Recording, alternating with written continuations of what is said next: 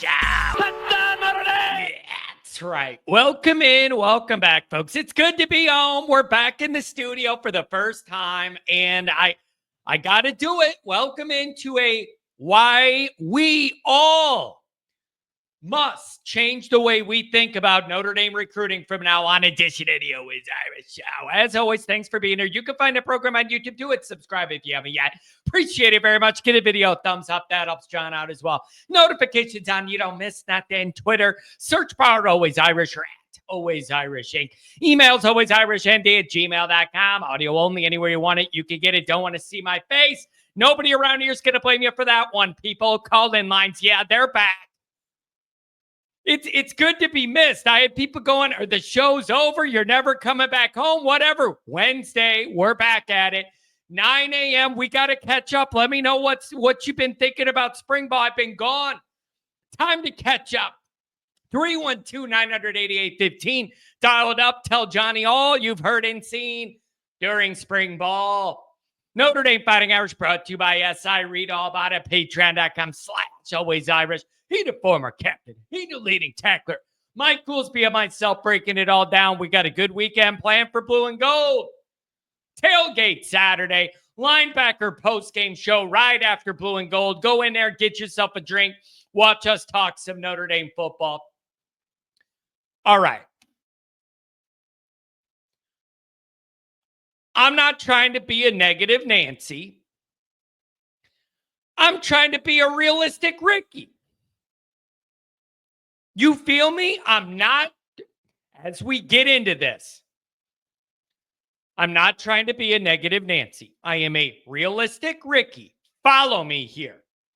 You need to adjust how you think about Notre Dame recruiting in a big way. I personally need to reevaluate the way I think about Notre Dame recruiting in a big way. Most importantly, Notre Dame's recruiting staff needs to rethink the way that they're thinking about Notre Dame recruiting in a big way. All of us, everybody involved in this Notre Dame niche. Most importantly, the staff. I was thinking about this. I'm in Florida. I'm looking up at the blue sky. And I'm thinking about some of the recruiting stuff coming up. There's some decision dates from some top targets, this kind of thing. Notre Dame sitting pretty, whatever. And this all occurs to me. Everybody knows one of the biggest challenges Marcus has faced has been retaining the highest rated guys from each and every recruiting class. I say each and every because there's enough evidence now. It's happening in every single class. It's not a one-off or a two-off. Every one of his first few classes in Notre Dame, we lose the top guys that were verbally committed to us in the last minute.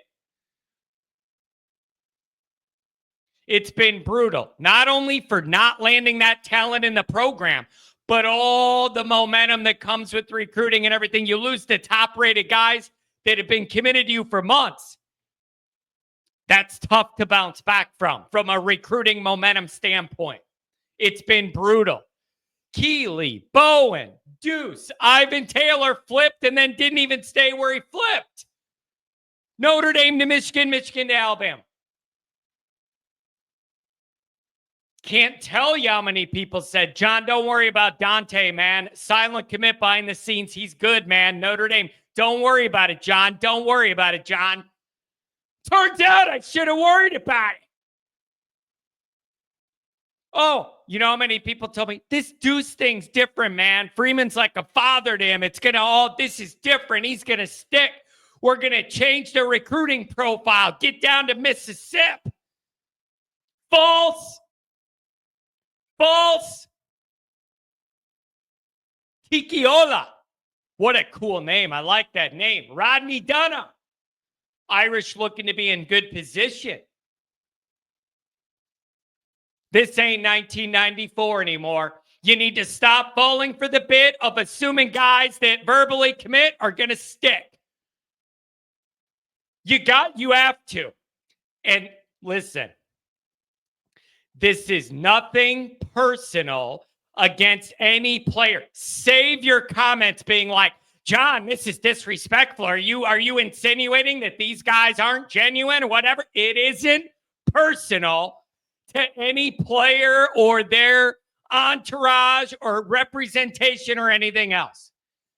This is just where the sport is. So save me your comments saying that I'm disrespecting a guy that commits ND and then I'm saying I don't trust it or whatever.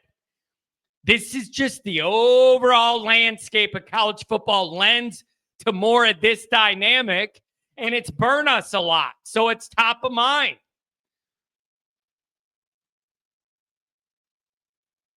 You just got to operate with the leader in the clubhouse thing. That's as far as I'm willing to go anymore, especially the higher rated the guy, the more you need to say, okay, verbally commit, hasn't signed yet. We're the leaders in the clubhouse. The guy likes Notre Dame enough or whatever. It ends there. It needs to end there. That's as far as you can responsibly let it go. Fool me once, shame on you. Fool me 10 times and I'm an idiot. I'm not doing it anymore.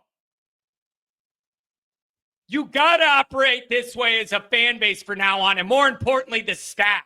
Trust nobody till the paper's signed. And even then, a guy could just up and transfer and go play right away. But that's a separate issue down the road. We all just need to recalibrate. It ain't the 90s, man. And the other thing I keep telling Notre Dame fans, a lot of us are born into families where it's Notre Dame for life. The only thing that matters is Notre Dame. It's Notre Dame, Notre Dame, Notre Dame. Our values, how we live, the sports, the whole culture, all of it. Sometimes I think we have a hard time understanding not all these kids come from that situation with that built-in admiration and love for Notre Dame. They don't look at it the way we do, where all you would want to be is at Notre Dame and nothing else even looks good to you. And we got to respect that. Some people just weren't born into those type of families the way we were. You got to understand that's a part of this. Sometimes I think we just think, who wouldn't want to be at Notre Dame, a coach, a player, whatever? They all love it the way we do. Not true. Fool me once, shame on me. Fool me 10 times, I'm an idiot. I'm not doing it anymore. I feel like a fool. All the talking I did about all these guys that didn't even end up here, talking like they were one of us. Oh, Deuce Knight's going to change everything. Blah, blah, blah, blah, blah. What? No, you can't do it. Save your breath on the video. Don't write the article. Be glad guys at the top end are considering you or consider you the clubhouse leader, but don't buy in till the ink is dry, baby. Quite frankly, recruiting is not that fun to follow anymore. It's hard. Pay for play, no sit-out transfers, late defections. You got multiple early signing days, all the money involved with all this stuff that makes it not feel like as genuine as you would like it to feel. It's all getting so watered down that I wonder when John Q. Public is going to notice that as well, and nobody starts caring until it's official. I know all the run an article gets about Deuce Knight at Notre Dame and all this, and I benefited from that too or whatever, but it's just, I'm not going that far anymore. We've been burned too many times. Let me know when the guy signs and it's official, but the recruiting thing overall is so watered down because of all these new age considerations. It used to be you had one signing day. It was a big deal. You knew those guys were coming to you for the most part and stuck around for a while at least. That's all over. The multiple signing days, the early signing day, it's all watered it down. Signing day used to be like a holiday for me. You just can't anymore. It's too watered down. And I know we may be expecting some verbal commits soon or whatever. I tip your cap. I'm glad we're the leader in the clubhouse. It ends there for me. I'm not doing this anymore. I'm not falling for it again. Prove that you really want to be at Notre Dame, and then we'll get excited and do all this stuff. But I'm done acting like these guys are in it to win it because we want them to be in, and we're in it in our hearts. I'm just saying you got to be responsibly standoffish in the modern era about this dynamic. Be glad you're the leader, but that's it till the ink's dry. No more Johnny dreaming of the deuce is loose and all this stuff. You can't do it anymore. And most importantly, the staff needs to understand all this, recalibrate. If you're recruiting a guy commits that's really good at a key position, you got to keep recruiting your second and third option. That's the other thing this all changes. You cannot be in a position where you're like, oh, well, we got our guy. I guess we're good. Let's quit recruiting that position and move on somewhere else. You can't do that. You got to aggressively pursue your second, third, fourth option or whatever, figuring the top guy may dip and you can't end up with an empty bag. So again, I'm not trying to be a negative Nancy. I'm just being a realistic Ricky about the way this stuff goes in the modern era. And our immediate history is not good here, and I don't like it. And so it's going to be real interesting to see this new recruiting operation and the new GM and the way they're doing all this, how they're going to rethink this part of it. Because we've been burned and it's been a problem, and you got to stop that. It just kills all momentum, man. You can't lose your top guys out of these classes. It's a killer. So that's where I'm at. And I think what triggered this for me were the articles about Dunham and whatever. And I just started thinking, okay, a guy might commit near blue and gold or whatever. Okay. Let's see if he sticks. So it's one thing for the fan base, but it's another thing. The staff really needs to get a handle on all this. And I don't know how much you could stop it or whatever, but it seems to be a particularly bad issue for Notre Dame and Freeman here. And, you know, maybe it's a compliment to Marcus. Marcus is so genuine and upfront. Maybe he just thinks everybody else is too. You know, and that's like a compliment in a way, that he tells the truth and is honest with these guys, and he expects that back, and you just don't get it. I don't know, or loyalty, but you got to adjust something. But for me,